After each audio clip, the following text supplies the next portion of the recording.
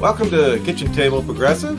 Paul Richardson here, along with Joyce Nance, inviting you to join us around the table for an hour of up-tempo, casual conversation on law, civics, politics, driving the current issues. And where the venue is progressive and table manners are unapologetically liberal. On the program this week, compiling the Trump charges. Sorting this out is mind-boggling. 91 criminal counts on Donald Trump in 4 separate indictments. We'll try to unravel this. And we'll also review some of the stupid Trump defenses. It's kind of like stupid pet tricks from, I think it was the David Letterman show where they used to have that. I think the stupid Trump defenses are actually more entertaining in some ways, but not as well done as pet tricks. And then we'll talk about what are the likely penalties if found guilty. Will Trump serve any time, and will any of these trials actually conclude before the election? I mean, that's the timetable he wants, but that might not even be the best schedule for him either. But we'll see what happens and whether he'll ever even serve a day in jail. We'll talk about that. And then, of course, Joyce will end us up in the last segment with the J6 Watch and the review of the whole big conspiracy to overthrow the United States government, and so that he could be the president for life, the first dictator of the United States. Okay, so let's welcome in Joyce. How are you doing today? Oh, it's a day. It's a day. It's another day in the life of Joyce Nance. Well, let's jump right into it. This week, we had another indictment by Georgia, Atlanta, I guess it was Fulton County District Attorney Fannie T. Willis. And Paul, just so you know, it's pronounced Fannie. No, I think it's Fannie. There was a woman who called in several shows that I heard her say that Fannie is an old Southern name, and everybody's saying Fannie. She was the daughter of a Black Panther. She's the daughter of a Black Panther? I didn't know that. Is she? Yes. Oh, okay. Well, Fannie or Fannie? Fannie. Fannie Willis? Oh, with Fannie. Okay, Fannie it is. But indicted on 13 counts of racketeering, along with 18 co-defendants.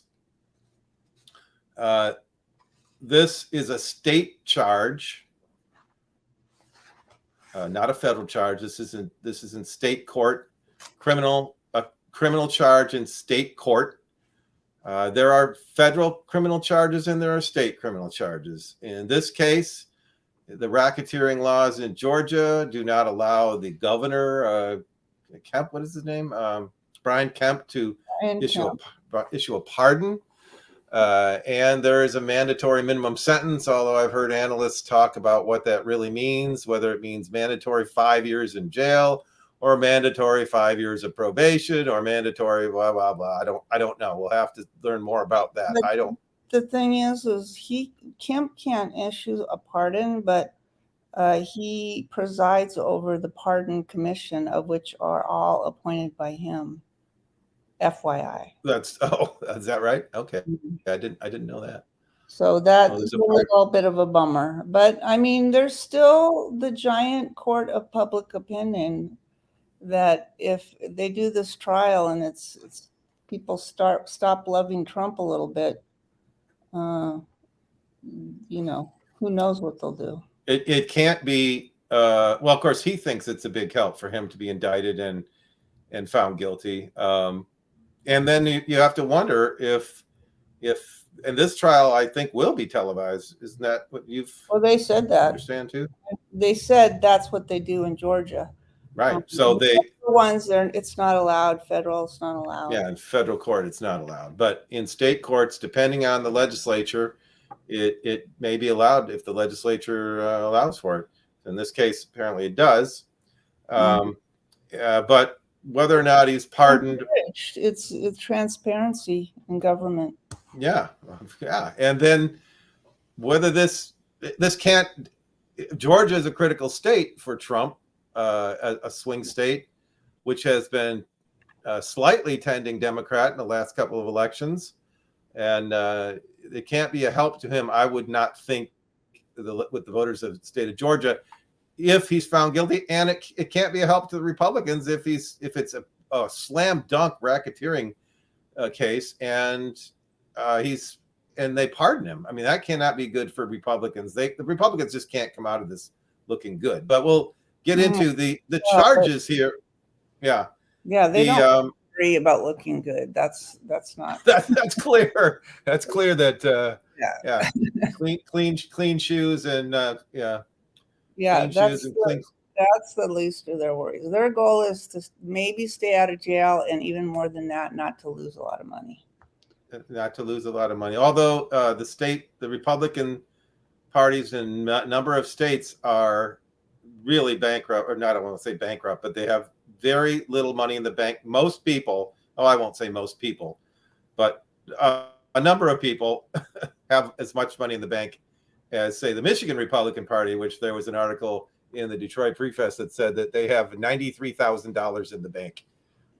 That's their total savings account, 93,000. And there are Republican parties in other states that are not that well off. So, well, the thing of it is, because of how the Democrats ignore red states, that could be enough.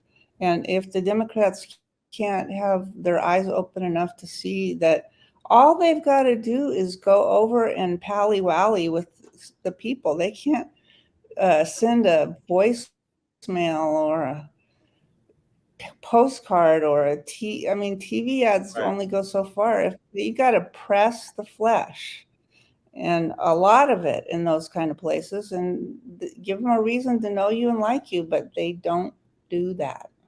So 90,000 could be enough.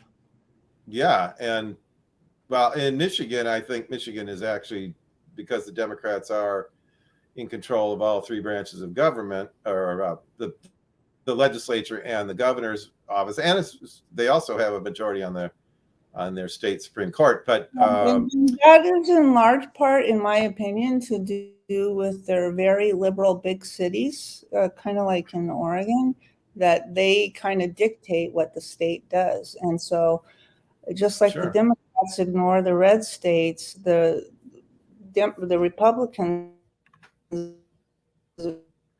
ignore those big city, especially college cities, Minneapolis, St. Paul. I mean, that's the bulk of their population by far. Not only do they, I don't know if they ignore them, they actually criticize them and call them names. So they okay, well, they do worse than ignore them. They criticize them and call them names, and so it's hard to make friends that way. But the charges it works with the federal charges. So these are the most recent. Of course, before that, this was 13 criminal counts on Trump and his 18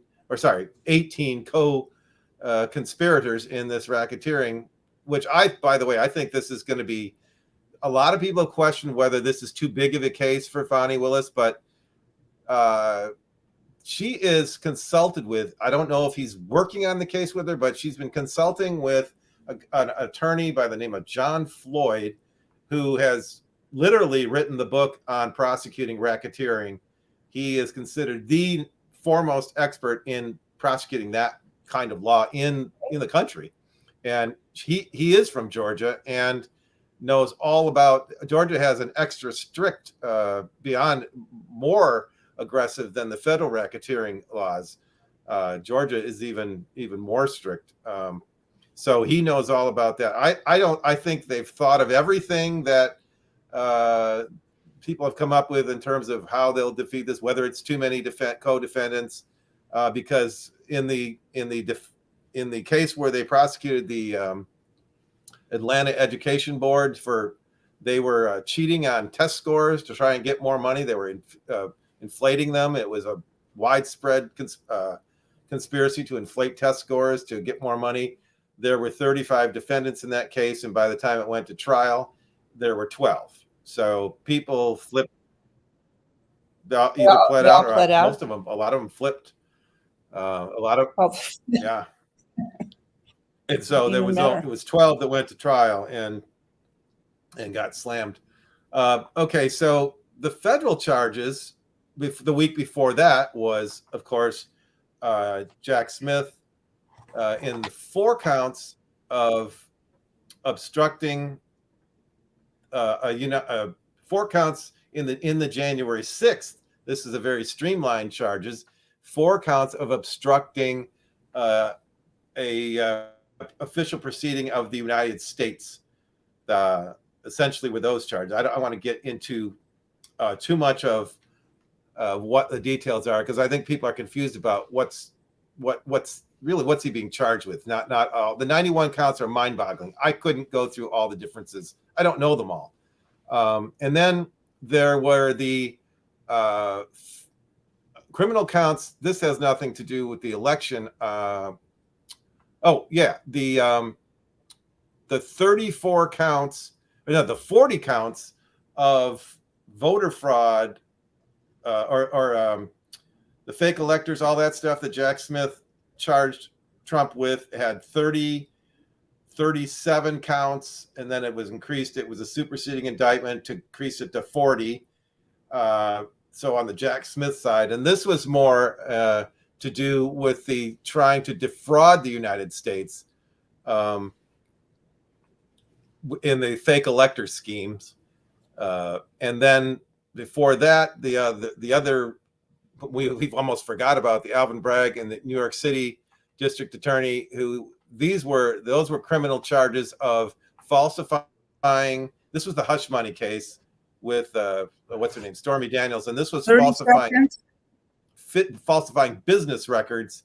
And then there were the 2 civil cases with Letitia James, the Attorney General, and that was another tax fraud case. And of course, we have Stormy Daniels Part 2 coming up. And we will be right back with more analysis of the Trump indictments.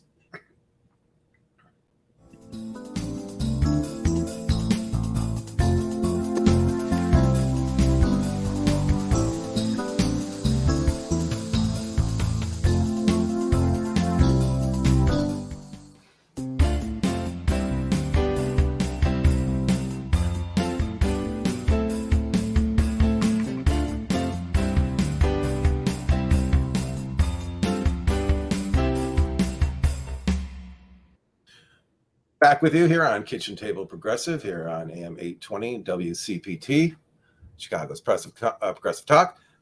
So to talk a little bit about, so what is Trump really what did he do wrong?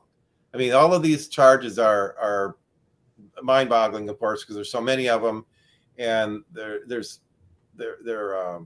guess it's hard to cut through all the legalese, but what essentially did he do wrong? Because he has defenses that are just absolute BS. But just to review how the election works and why what he's saying is just crap. I mean, he's wrong. So. Oh, okay. Are you talking about the January 6th indictment?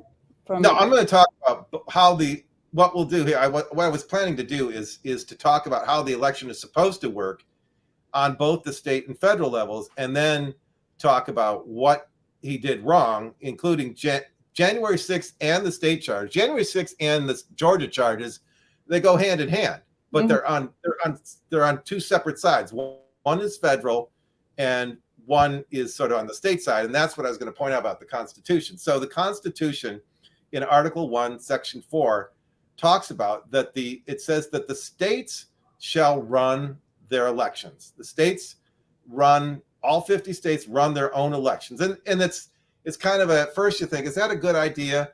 Or maybe the federal government should run the elections. But what the founders thought, we don't want the central government running the elections, or that would be, guess what? It would put somebody like Donald Trump in control of reelecting himself. So the states are in charge of running, and they do so in whatever manner they wish. If you read article, it's very simple.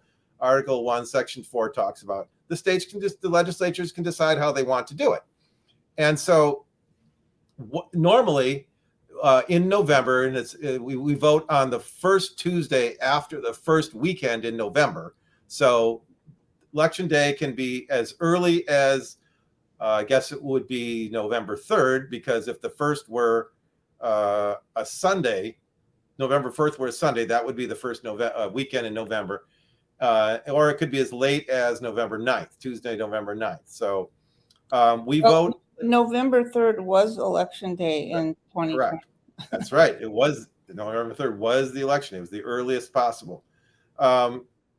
So we vote, and originally we voted for only our representative in Congress, along with our state legislators. We voted for our representative in Congress because originally we didn't vote for our senators. As of 1913 and the 17th Amendment, which made it possible for the people to vote for their representative in Congress and their senators. We have never actually had a constitutional right to vote for president. That's actually the electors. We have an electoral college. So normally what we did was we voted for originally we voted for our representative in Congress and our state legislators. And then the state legislature sends electors to the state capitals. And this happens, it says in the Constitution, it's the Wednesday after the second Monday in December, and the electors vote for president. We don't vote for president. Originally we didn't, and it still works this way.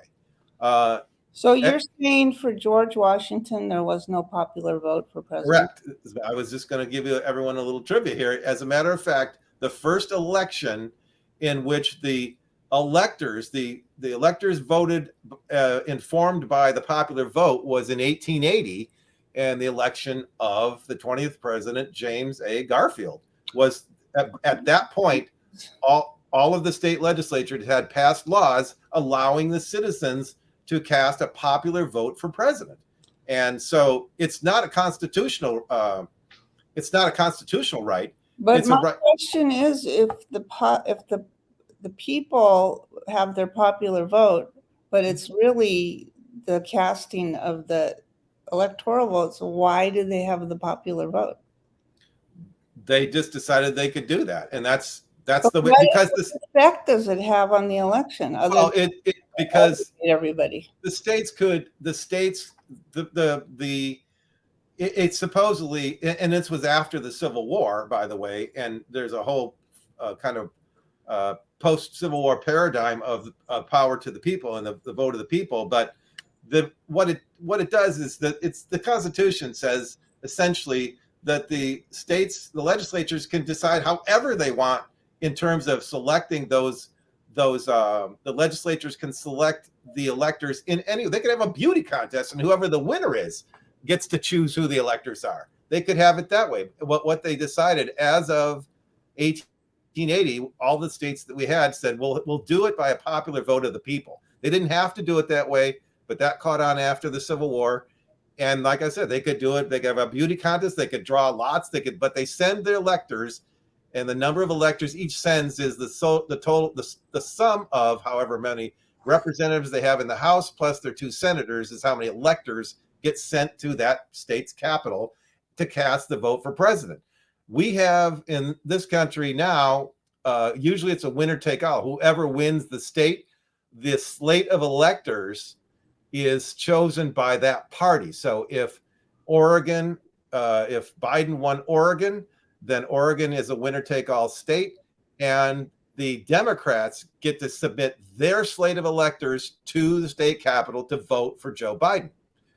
The electors are not constitutionally bound to vote for Joe Biden, for instance. They don't have to, and there have been rogue electors in almost every election from some states who will not vote for, even though their state says that it's a winner take all. They have voted the way they wanted to, and there's no penalty. There's no constitutional or federal penalty. That they may suffer some penalty in their state, whatever their state law says, but the electors have a right to vote. In other words, they maybe never be an elector again, but the electors in some states, for instance, the electors are chosen by however the state legislature wants to, and not all state legislatures. In fact, Nebraska and Maine actually don't have a winner take all. They select their electors by district, whichever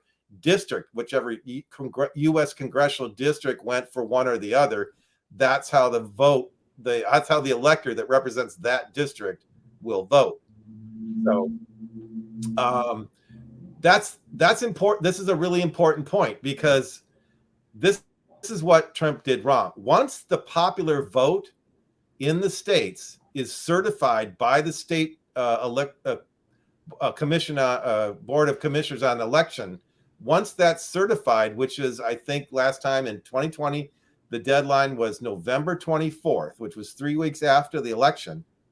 Once the popular vote is certified, it doesn't matter whatever fraud or disenfranchisement, that all has to be sorted out. In other words, once it's certified, the electors are now eligible to go to the Capitol on, in this case, in 2020, it was December 14th.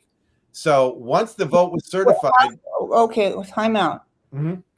Okay, that's how it's supposed to work. But how, under what theory did these crazy?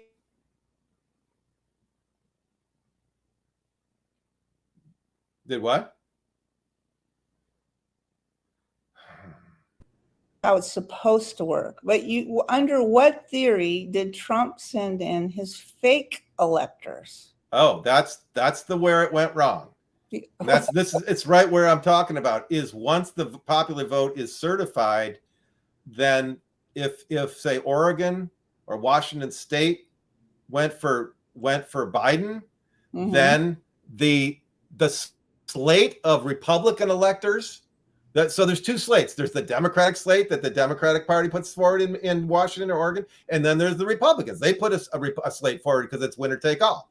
Okay, once the popular vote is certified for the Democrats, Joe Biden won, the Republican electors are no longer eligible to vote. They are no longer eligible. They are basically frauds. The only people that are eligible. That was the fake electors, was the alternate slate. Absolutely. That's it. Once the vote was certified, this is where it starts, because once the popular vote was certified, okay, Biden won this state, Michigan, Georgia, whatever. Once Georgia on November 24th, and Michigan did too, all the states did, certified by November 24th, submitted their certification to the state legislatures, then all those Democratic slates were now the only electors that were eligible to vote on December 14th. You see? The other ones at that point, you're done. You don't have it. So under what theory rationale did they come up with to say, forget about that rule, we're going to send this is why it's a crime. They don't have a theory. And here's the worst part is they don't even have a theory. They don't even have a theory. It was supposedly John Eastman, who is a law professor. Yeah. Well, he's a criminal mostly. And here's the other part is make this point is that after the electors voted on December 14th, that election was never in question. When the electors voted on December 14th, you can't call fraud anymore. It doesn't matter what happened in the popular vote, if there were ballot stuffing, all of it. You see, because what I said is that's up to the legislatures. That's up to the states. That's the problem in the states, because the states can run the elections however they want. And if all kinds of shenanigans went on, that is not a federal issue. The only federal issue is how the electors voted on December 14th. And once they voted, and they can vote any way, and they can vote any dang way they want to, they were sent to their capitals, their state capitals, by the legislatures. Okay. That says that in Article 2, Section 1, Paragraph 2. Each state shall. We're almost out of time, and now I forgot my question. It was a brilliant one too. Okay, but uh, oh, I know December. So all the way from December 14th to January 6th, they fomented on this crime. Is that what you're saying? The Republican? Yeah. No, that's when they're like, okay, we didn't get it, so we're going to go to Plan B, which is fake it on a punt. Also, 30 seconds. Yeah, but they still were fomenting on the fraudulent election, because remember, and I'll talk about this in a minute, Trump's the call to Brad Raffensperger in Georgia, the Secretary of State, was on January 2nd, which was 3 weeks after December 14th. And then it made no difference at that point. What the popular vote was, find me 11,000 votes, doesn't matter. He's stupid. The guy doesn't understand his constitutional process. So.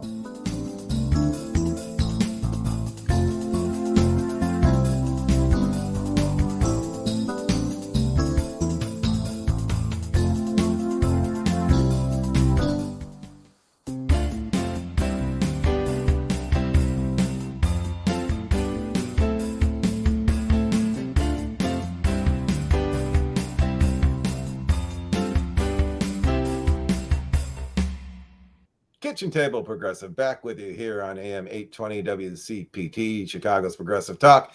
And now we're getting to the meat of it. Is not only was this was the 91 counts of criminal activity are just break down to just stupid. I mean, I was pointing out before the break that, remember the call that Trump made to Brad Raffensperger, Secretary of State of Georgia, find me 11,000 votes. That was on January the 2nd, well after. That was 3 weeks after the electors had voted. And he was saying, and now we're hearing, here's one of the Trump defenses, that's one of the stupid Trump defenses, is that it's been mischaracterized. Now, you hear this on all talk radio. He wasn't saying go invent 11,000 votes. He was just wanting a recount. There were 20, I've heard people say there were 20,000. Oh, I've heard both ways. There were 20,000.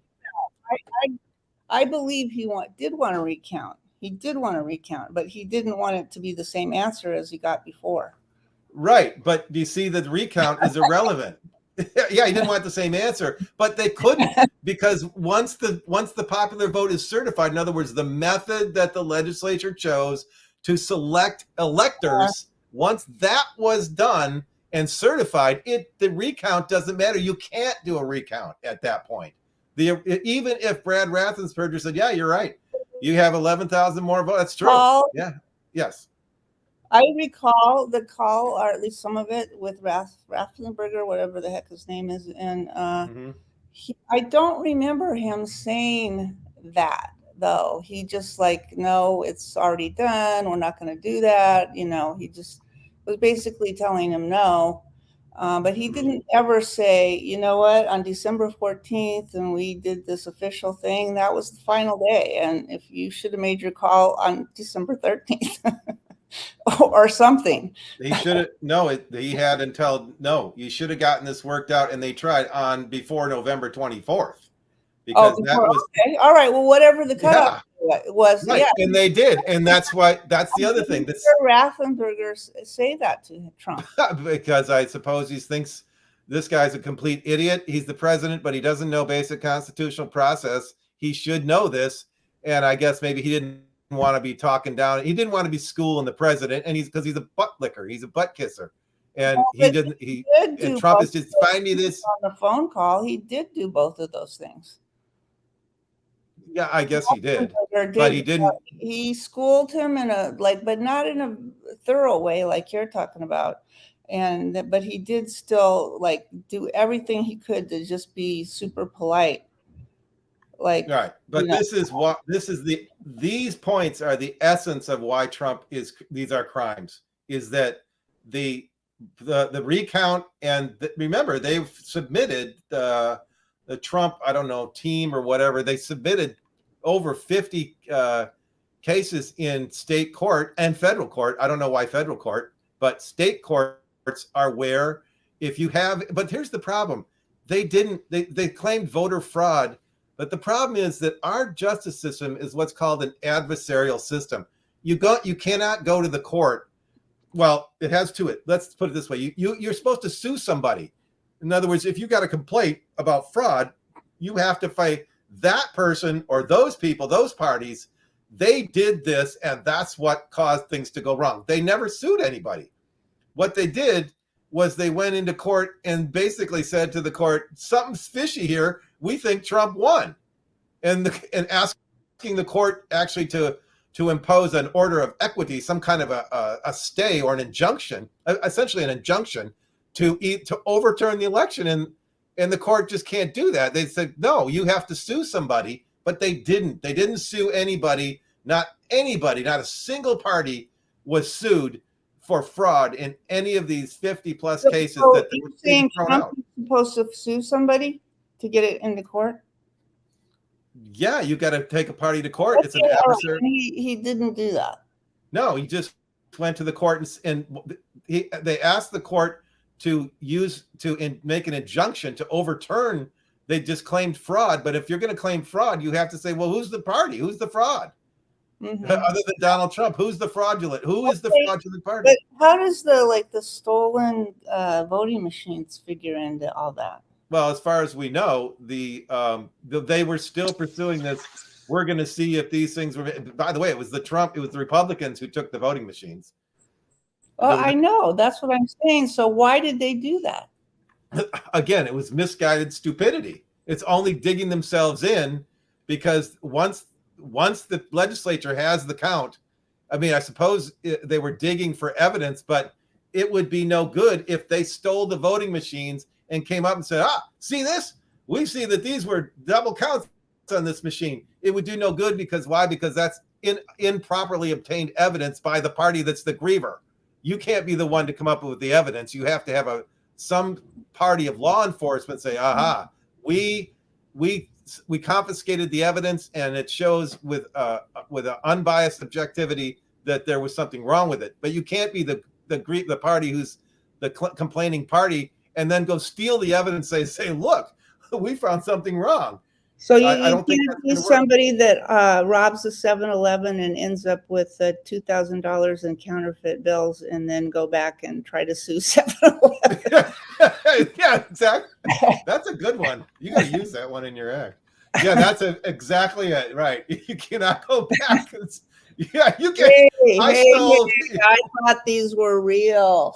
I thought these were real when I robbed you. Well, that's what they probably have a drawer of that. Oh, here. It's all the money we have.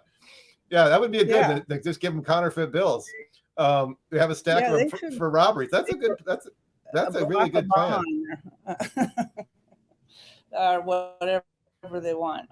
So all of this was just so stupidly and unconstitutionally misguided.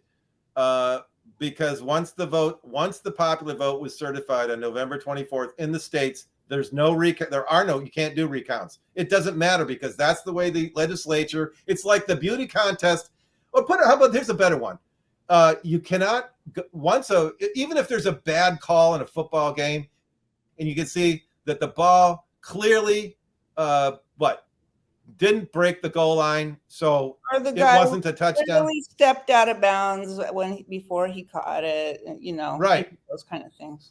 Okay, so the play is. As a matter of fact, not only can you not overturn the results of a game after the game's over, you can't review the play after the ball is snapped for the next play, right? Mm-hmm. That's the rules. But actually, I don't know in baseball. You could question it, but I mean, in softball, you could question it. Like you could, I don't remember what they call it, but you could have it overturned after the fact. But I don't think that's true in professional sports. And in football, I don't believe football now.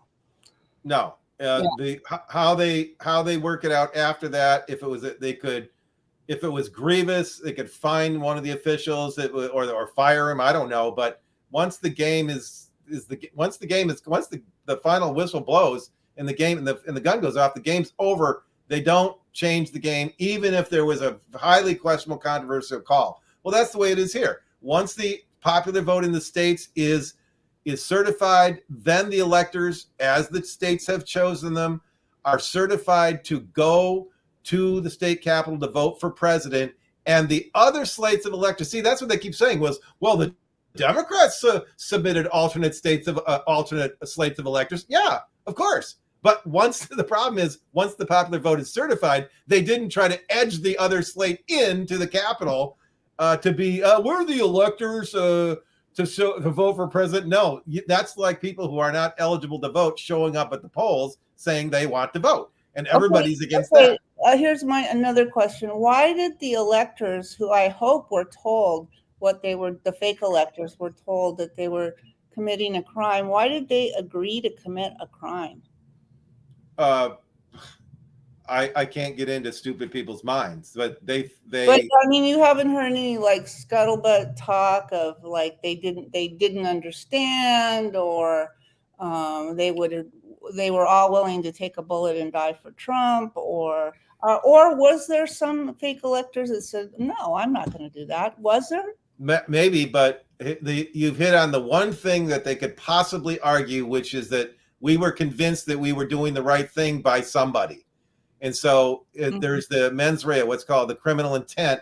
We actually believe that what we were doing was legitimate, was legal. They could try to argue that, but there's other things here. But for instance, there's forgery, signing and I've heard signing your name to a false document. You know you're doing it, right? You know you're signing, so that doesn't really work. You cannot sign. They had to know that it was a winner take all, and then right. So they had to at least know that much. Well, they knew when they constructed the false documents and signed them that these are not the documents that are the official documents. Yeah, we made these up.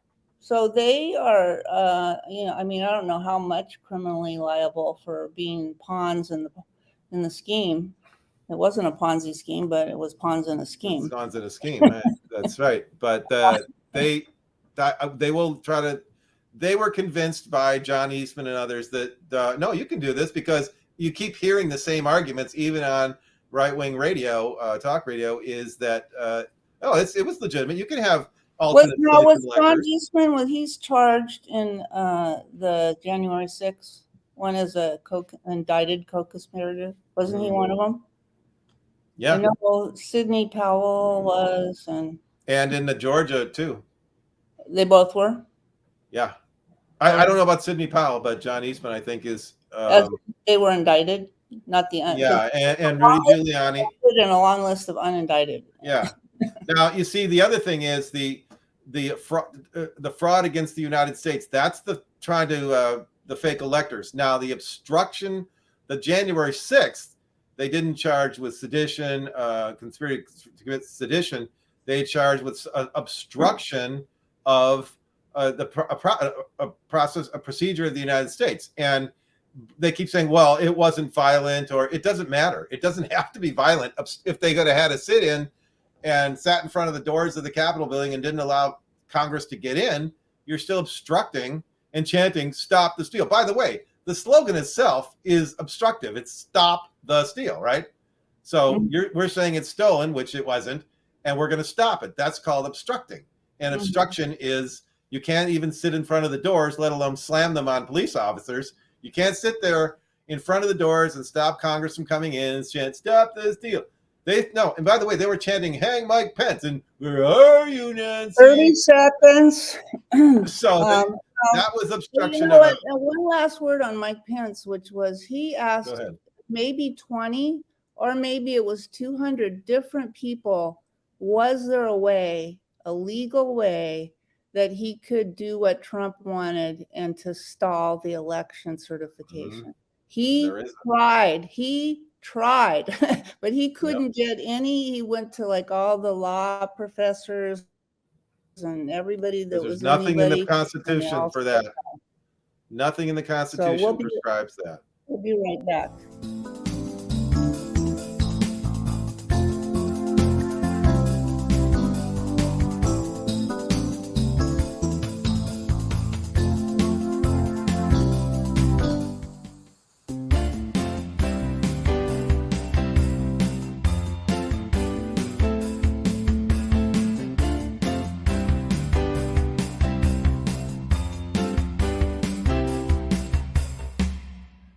Back again on Kitchen Table Progressive here. Paul Richardson along with Joyce Nance. And speaking of January 6th, Joyce has got a long history of how this mess started from actually the beginning before the election. She's gone through some of the pre-election phoniness, and she'll catch us up this segment. Where do we leave off?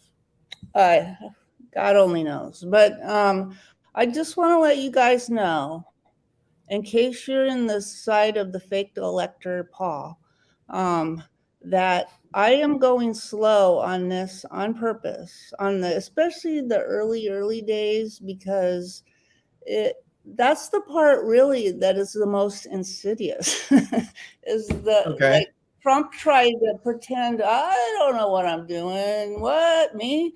But he was methodically planning this coup at least 6 months in advance, if not way more in advance. And before the election. Yeah, and I don't even have in here, and I'm going to look and see if I can find anything. But, you know, some foreign leaders were going to be in on this too, because, you know, he didn't make friends with Oprah. He made friends with, you know, Saudi Arabia and Russia. That was his friends. So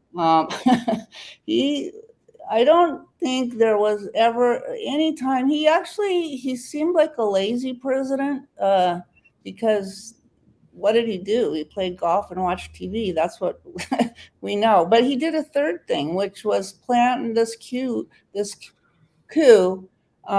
for maybe from the moment he was elected, or that he found out that he somehow stumbled into getting elected. You mean like in 2016? Yeah. I think that's, how can I stay here forever? Yeah, and commit crimes in perpetuity. Yeah, I like this big house. I like people jumping when I say jump. They did it before, but now it's way better. I'm not gonna give this up. So it may have been like an idle thought in his head early on, but you know, as he got to understand that he got to be, you know, hang out with the most powerful people in the world, you know, sky's the limit, right? Mm-hmm. Yeah. And I'm sure that Putin promised him something and he promised Putin something, and they still probably have those little pinky promises right there with a little, you know, photo on their Facebook. Well, finally, Trump could have the two things that he's always wanted: power and finally money. Yeah, money. Unlimited money once, basically in the crime family. But anyways, I'm going to just go back to January 4th. I might have already done this one before, but this one is just so crucial. It just, and it was kind of glossed over when it happened. And it's still. Wait, January 4th or November 4th? November 4th. The day after the election? Mm-hmm. Okay. Virginia Thomas, wife of Supreme Court Justice Clarence Thomas, texts Mark Meadows, Biden crime family, know where she comes up with that, and ballot fraud, co-conspirators, elected officials, bureaucrats, social media, censorship mongers. She texts all this, fake media reporters, etc., are being arrested and detained for fraud, ballot fraud right now. She texted that on November 4th, that the people she doesn't like were being arrested right now and over the coming days, and will be living in barges off Gitmo to face military tribunals for sedition. Oh, well, you see, that's where they went wrong. You see, they should have sued them in court, in civilian courts, instead of put them on barges to face military tribunals, because that was the problem. They didn't have any fraudsters to sue in court, and that's why the judges threw them out. What did you do with all your fraudsters? Okay, but what do you think? Like, do you think that she cleared that with Clarence before she tweeted that out, or that she just came up with this like very incendiary? I think she's a completely loose kook. She's a loose kook, but no arguments here. But but still, how is it that the Democrats didn't like go crazy about it, and the Republicans really? Like, there's not one word of truth in there, and it's just fire and brimstones. Well, what do you think that should the Democrats overreact to some craziness like that? I'm going to say yes. Well, somebody. Well, because that was like they hadn't found out about the gifts to Right. Thomas and all the other corruption that he had. But I would say this is part of that corruption, his wife. Oh, no doubt. Well, not only that. No, I don't think. Well, if she cleared it with Clarence Thomas, I think I remember mentioning this before to say that they've been arrested. These fraudsters. First of all, to call them fraudsters, that has to be an accusation that is certified by a court. Secondly, if you put them on a barge and they're off the coast of Gitmo, being detained, and they're going to be tried by military tribunals. No, there was a case in 1865 during the Civil War called Ex parte Milligan, where the court ruled that if there are civilian courts open, then you cannot try civilians in military courts. So the civilian courts have all been open as far as I know. In fact, Donald Trump's team filled them up 50 or 60 times, and they got shut out by saying you have no evidence. So they should have brought those fraudsters to court, is what they should have done, instead of putting them on a barge. But I mean, what authority does anybody have over international waters? Is it? I mean, were they in Cuba waters? Were they in international waters? Well, as far as I understand, alleged, I mean, there were no barges, but what was she talking about? well, doesn't the United States has that's a territory, the Guantanamo Bay, I think, as a settlement of the Cuban Missile Crisis. I think since then has been a U.S. So the actual water outside of it for a certain distance belongs to the U.S. Yeah. Just like California or whatever. Yeah, exactly. Okay. Okay, so all right, but she's not a lawyer, right? That's the craziest thing that anybody, especially a Supreme Court justice's wife, should ever tweet, because that shows absolutely no understanding of the law, and it's just blatant, just authoritarianism. And no neutrality. And no neutrality. Well, I mean, aren't judges supposed to be neutral? Well, does anybody pretend that Clarence Thomas has ever been neutral? No. When he didn't, he went decades without talking, and then which people thought was odd, but I would prefer those days. But yeah, because when they overturned Roe, then he said at the overturning signing or whatever it was, we're going after Obergefell next. And he's not kidding. Yeah. Even though it could potentially harm him personally. I'm sure he has some loving interracial Loving versus Virginia. Because of Loving, yes. Yeah. So because all of those kind of cases are based on Loving versus Virginia. Okay. Well, I would say something about Obergefell, but I don't want to break in. Go ahead. Yeah, that's okay. All right. Yeah, I know. That's like a whole nother year. Yeah. Okay. Okay. So let's go. So Trump addresses supporters at the White House. This is November 4th, and references the ballots still remaining to be counted. Do you have any idea how many remain to be counted on November 4th? I don't. Okay. I don't know. And saying a very sad group of people is trying to disenfranchise those voters who voted for me. Yeah. Isn't that the kettle calling the pot black? Well, isn't that funny that he presumes that the ballots that there are no votes for him coming in through the mail? I mean, that's yeah, he's trying to he presumes that all the ones that are coming in, I mean, just by his statement, presumes that all of the ballots that are coming in are for Biden. Therefore, stop counting them, because otherwise he would be shutting down ballots that are for him too, right? Yeah, if he thought they were all for him, he'd be waiting happily by the He'd mailbox. say extend it till November 24th, wouldn't he? Yeah, right. Yeah, So we thought then he imminent, yeah. says, we won't stand for it. We're going to the U.S. Supreme Court. Okay, so that's what you wanted all along. We want all voting to stop. Mhm. He doesn't want And- all votes counted. If they he wanted all voting to stop. Yeah. And of course, the Supreme Court never got involved because those are state issues. The popular vote, as I pointed out in the beginning of this program, those are state laws. Those have nothing to do. The Constitution says that the states can run their elections the way they want to. That's the problem, is that getting in. And here's the other thing. A part of the for the federal government to get involved in obstruct or intervene in any of the state elections, that's also a crime.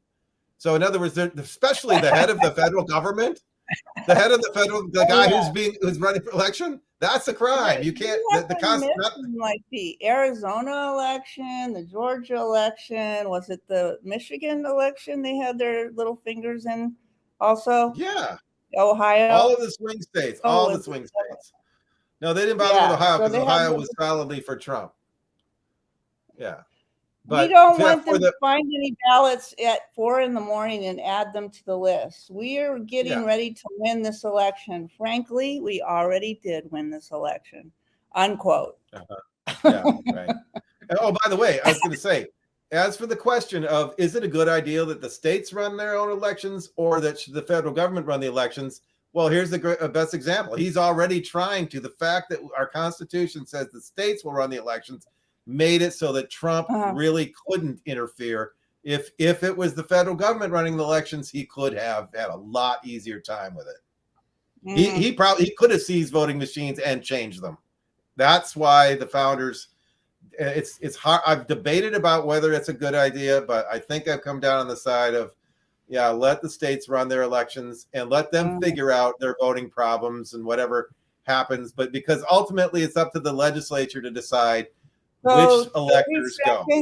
30 seconds to the end of the show. So do you have any last thoughts on all this information that I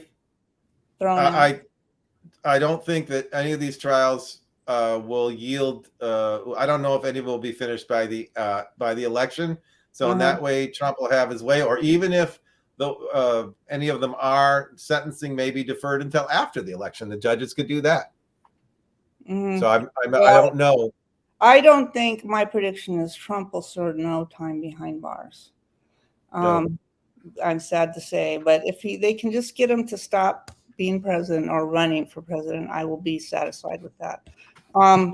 In any case, thanks everybody for joining us here at Kitchen Table Progressive on WCPT in Chicago. Great radio station. And we will see you next time.